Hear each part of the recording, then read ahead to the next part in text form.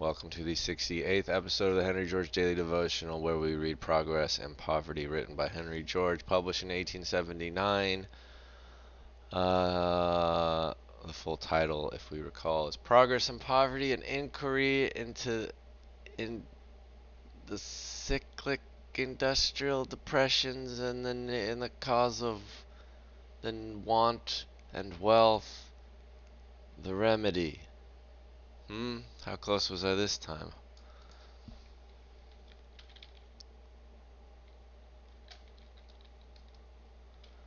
An inquiry into the cause of industrial depressions and increase of want with increase of wealth, the remedy. It's supposed to be a colon here. Garden City, New York, Doubleday. This is the 1912.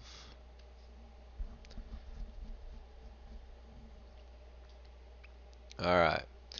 We continue in chapter 2, the injustice of private property and land, in Book VII The Justice of the Remedy. Henry George writes, "The right to exclusive ownership of anything of human production is clear. No matter how many the hands through which it has passed, there was, at the beginning of the line, human labor, someone who, having procured or produced it by his exertions, had to it a clear title as against all the rest of mankind, and which could justly pass from one to another by sale or gift. But at the end of what string of conveyance or grants can be shown or supposed a like title to any part of the material universe? To improvements such an original title can be shown, but it is a title only to the improvements, and not to the land itself. If I clear a forest, drain a swamp, or fill a morass, all I can justly claim is the value given by these exertions. They give me no right to the land itself, no claim other than to my equal share with every other member of the community in the value which is added to it by the growth of the community." But it will be said there are improvements which in time become indistinguishable from the land itself. Very well, then the title to the improvements becomes blended with the title to the land. The individual right is lost in the common right. It is the greater that swallows up the less, not the less that swallows up the greater. This is an important point here. Pay attention. If you do something to land that becomes sort of permanent, we'll go through some examples, that doesn't mean you suddenly get to claim all the land according to George. Nature does not proceed from man, but man from nature, and it is into the bosom of nature that he and all his works must return. Yet it will be said, as every man who has a right to the use and enjoyment of nature, the man who is using land must be permitted the exclusive right to its use in order that he may get the full benefit of his labor. Alright, now we're going to talk about how you can have all of the access and exclusivity that you want without being unjust. Here George will explain it, I think. But there is no difficulty in determining where the individual right ends and the common right begins. A delicate and exact test is supplied by value, and with its aid there is no difficulty, no matter how dense population may become, in determining and securing the exact rights of each, the equal rights of all. Alright, he says a delicate and exact test is supplied by value. The value of land, as we have seen, is the price of monopoly. It is not the absolute but the relative capability of land that determines its value. No matter what may be its intrinsic qualities, land that is no better than other land, which may be had for the using, can have no value. Right. So, yeah, there may be some wonderful land, there may be some terrible land, but it may be incredible land. Let's go with that. It has tons of just inherent capability, but its value will be nothing if there's other land also available as good as that land. And now back to George. And the value of land always measures the difference between it and the best land that may be had for the using. Thus, the value of land expresses in exact and tangible form the right of the community in land held by an individual, and rent expresses the exact amount which the individual should pay to the community to satisfy the equal rights of all other members of the community. Remember, here we're talking about rent, meaning not what you pay to live in a house, it's what you pay for access to that land. It is the return to land. When we talk about renting a house or an apartment, we are bundling both things together. You are paying for both the land access and the structure or building access. But in this terminology, rent is simply the return to land. Thus, if we concede to priority of possession the undisturbed use of land, confiscating rent for the benefit of the community, we reconcile the fixity of tenure which is necessary for improvement with a full and complete recognition of the equal rights of all to the use of land. As for the deduction of a complete and exclusive individual right to land from priority of occupation, that is, if possible, the most absurd ground on which land ownership can be defended.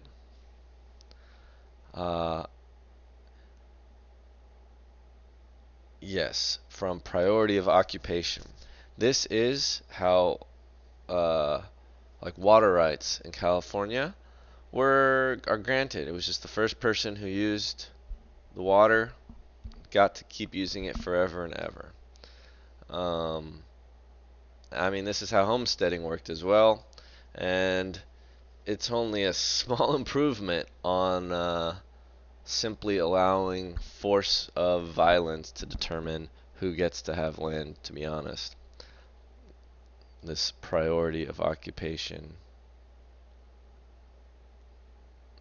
Priority of occupation give exclusive and perpetual title to the surface of a globe on which, in the order of nature, countless generations succeed each other. I mean, isn't it pretty ridiculous, right, when the U.S. just plants a flag on the moon and says, "This is mine"?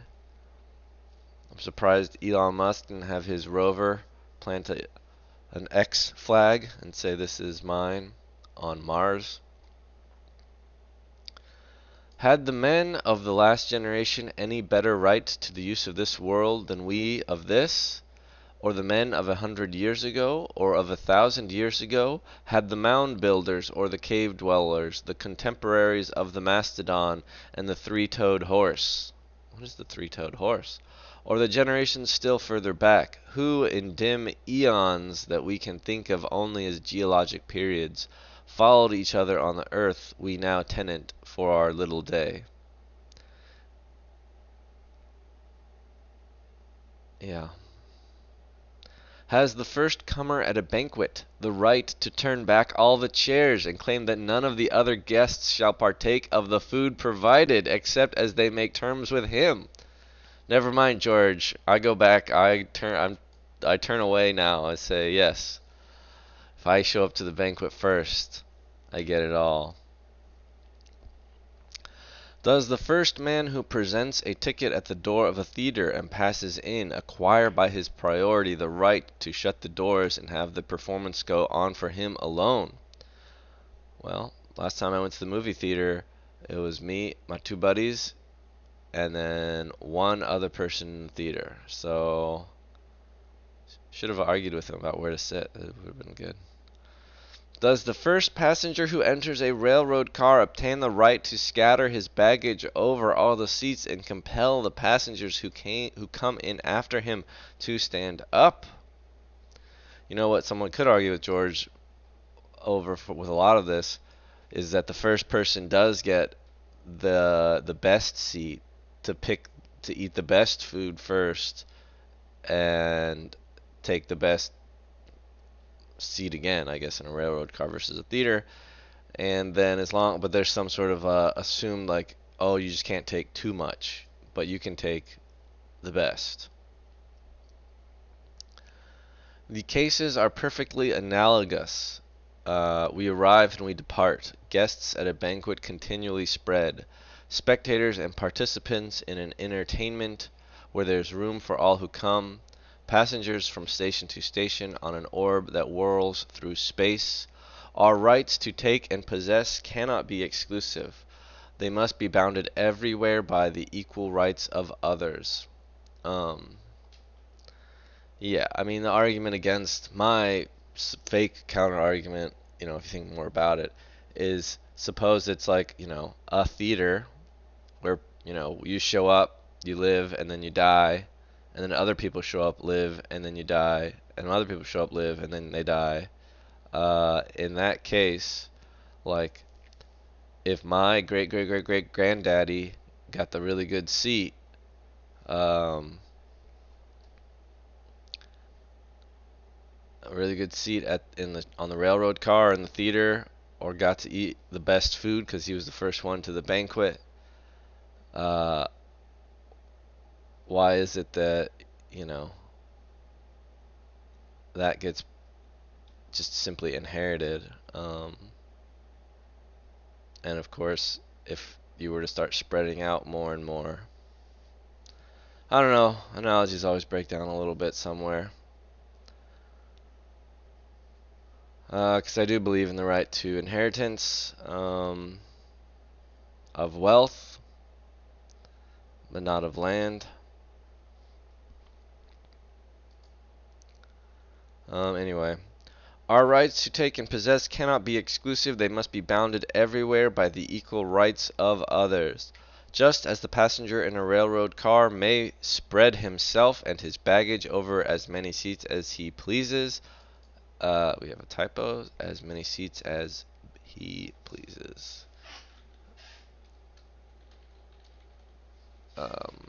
Until other passengers come in, so may a settler take and use as much land as he chooses until it is needed by others, a fact which is shown by the land acquiring a value, when his right must be curtailed by the equal rights of the others, and no priority of appropriation can give a right which will bar these equal rights of others. If this were not the case, then by priority of appropriation, one man could acquire and could transmit to whom he pleased not merely the exclusive right to 160 acres or to 640 acres, but to a whole township, a whole state, a whole continent. Yeah. I think some people argue that, you could get as much land as you can occupy, but this is pretty fuzzy. I suppose in like farming times, it's like, as much land as you can farm.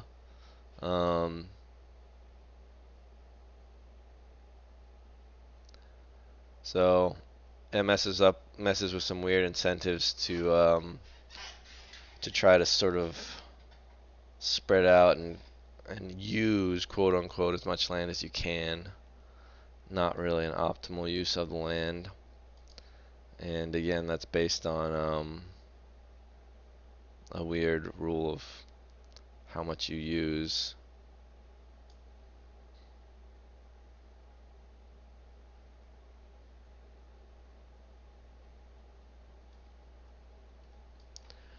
George continues,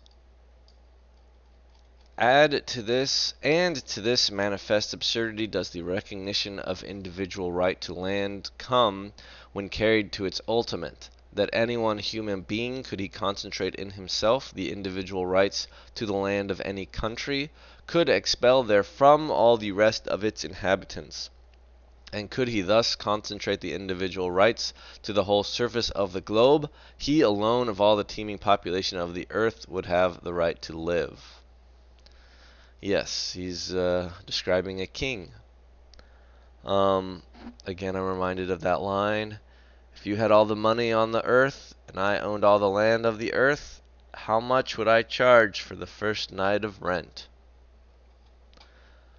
And what upon this supposition would occur is, upon a smaller scale, realized in actual fact. Yes, we actually have this. The territorial lords of Great Britain, to whom grants of land have given the white parasols and elephants mad with pride. This was the quote from the Bahrains. Yes, so these territorial lords, the landed gentry of Great Britain, have over and over again expelled from large districts the native population, whose ancestors had lived on the land from immemorial times, driven them off to emigrate, to become paupers or to starve.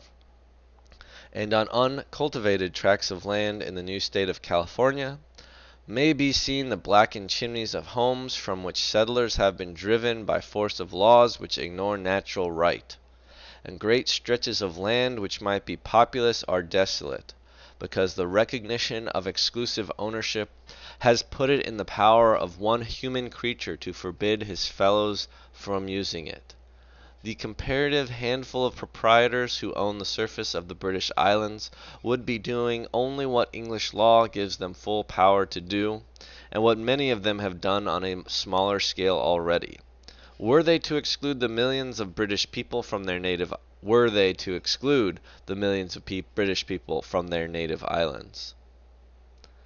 And such an exclusion by which a few 100,000 should at will banish 30,000,000 people from their native country, while it would be more striking, would not be a whit more repugnant to natural right than the spectacle now presented.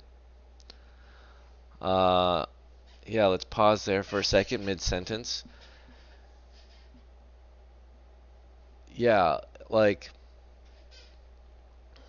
think of like a plantation owner and their slaves. What's worse, kicking all of your slaves off and not making them work or providing for them at all, or making them work and giving them back some way of surviving, assuming that there is nowhere else for the slaves to go, that it's all other plantation owners around. It's, not clear what's even better in that terrible choice of two evils. And so what would be better in Great Britain for the landed gentry to continue basically being feudal lords, or for them to just kick everyone out? I mean, that's why you look at some slumlord and the people who live there. The people who live there, they actually still want to live there. They don't actually want the slumlord to kick them out. Yeah. All right, let's go back to the middle of that sentence. Such an exclusion by which a few 100,000 should at will banish 30,000,000 from their native country, while it would be more striking, would not be a whit more repugnant to natural right than the spectacle now presented of the vast body of the British people being compelled to pay such enormous sums to a few of their number for the privilege of being permitted to live upon and use the land which they so fondly call their own. The rent is too damn high, which is endeared to them by memories so tender and so glorious, and for which they are held in duty bound, if need be, to spill their blood and lay down their lives. Yeah, this kind of loyalty to the land is like sort of fascinating to me.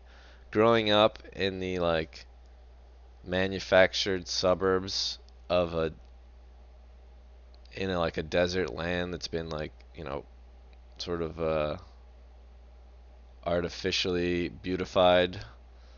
I've always felt this sort of like fakeness about my home in Southern California, in the neighborhoods I've lived in. Yet I do still feel a strong loyalty to it. I can only imagine how much stronger that would be if it had been like a naturally beautiful place,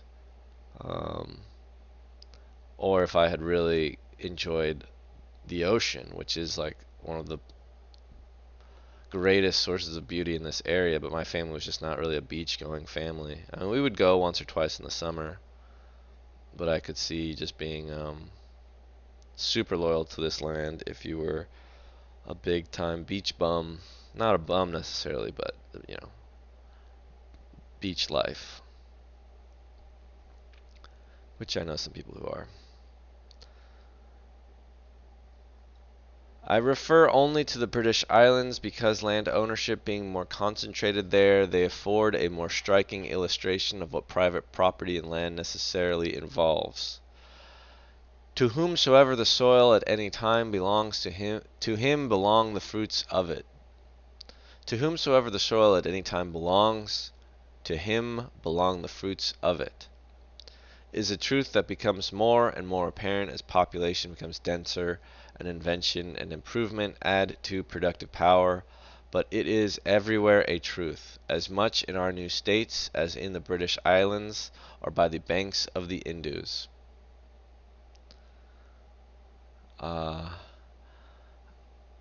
I'm picking up what George is putting down. It is like that passage that he quoted way earlier from M. de Lavallee, that it's easier, or that the small time landlords, the peasant landlords of France, just like you could call our, you know, peasant landlords here in the US, the people who own just like one or two houses, they prop up and they buffer for the massive feudal lords who own our cities, really. And so it is harder for us to see this versus in Great Britain, where you could just point at the nobility, or, you know, the Duke of Westminster or whomever, who own these like tens of thousands of acres. Somehow it is such a little known fact that Bill Gates, you know, owns like 40,000 acres of land in America. Actually, I've always assumed, you know, Bill Gates land owned.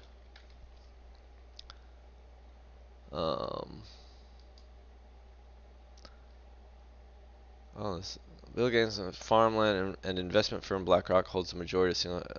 False. The billionaire technophile has quietly amassed nearly 270,000 acres of farmland across the country, but that's still a relatively small slice of the nation's nearly 900 million total farm acres. BlackRock also does not own the majority of the country's 80 million single-family homes. U.S. Census Bureau data shows that fewer than 20% of such properties are rentals, and the vast majority of those are owned by individual investors, not institutional investors like BlackRock. The facts, as you know, so how much does BlackRock have?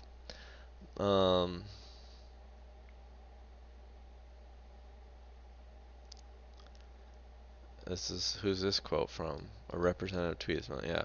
Bill Gates has the majority of American farmland. BlackRock is buying the majority, maybe not the majority, and I'm supposed to believe the biggest threat to us is Elon Musk buying Twitter. It's kind of funny. Are there more comments about BlackRock? All right, they're not the they don't own the majority of houses. Says there's never been one in the big institutional buyers of, yeah. The firm is a share in Dallas-based, which owns nearly 80,000 single-family rentals nationwide. Oh, Invitation Homes is the largest operator of single-family rental homes in the country.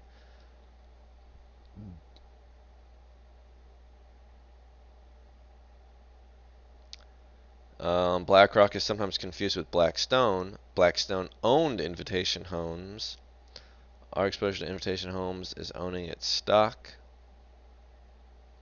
Yeah, okay, whatever. Alright, thanks for hanging out. Bye-bye.